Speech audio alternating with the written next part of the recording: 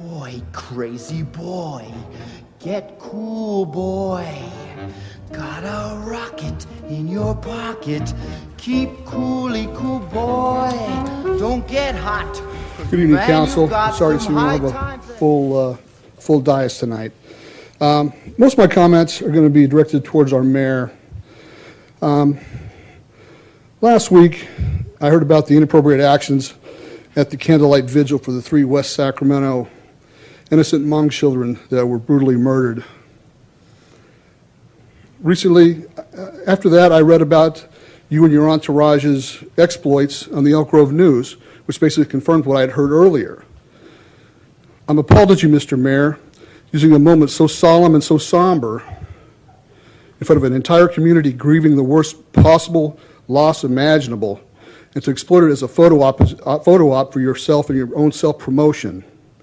You showed up late, you forced your way into the front during the ceremony, you inserted yourself into the program, you had your bodyguards or interns playing video games during the ceremony, and you inappropriately had your bodyguards or your interns take pictures of the grieving.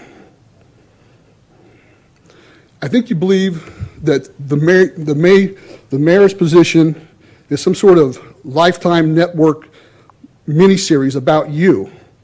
But it's not about you, sir. It's about these people. It's about this community. It's about this city. It's not about you, sir. I ask the council members, do you condone this abuse of taxpayer money, the using his interns or his bodyguards or whatever he wants to call them to play these video games, take these pictures, do these inappropriate actions on taxpayer money? This is our tax money being used for these events. It's not right. And unless you censure this man and stop him from doing this, you all have a sense of responsibility and culpability in that.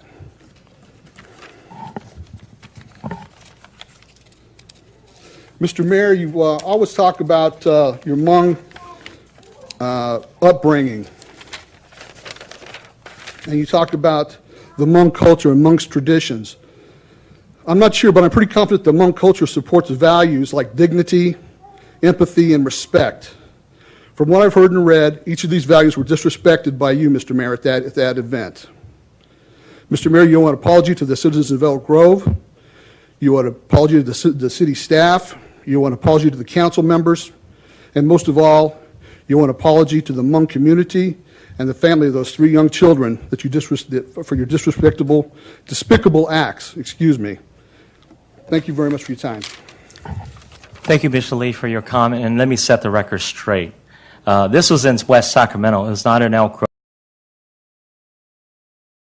Grove. I did not have to go out there, but instead the family invited me personally, and I went out there. And trying to carve time into my busy schedule, I did attend the candlelight vigil, which was an extension of me being a member of the Hmong community. I did not go out serving in the capacity of the mayor of the city of Elk Grove. I did not. Sir, you've had your 3 minutes, please. So I want to set the record straight.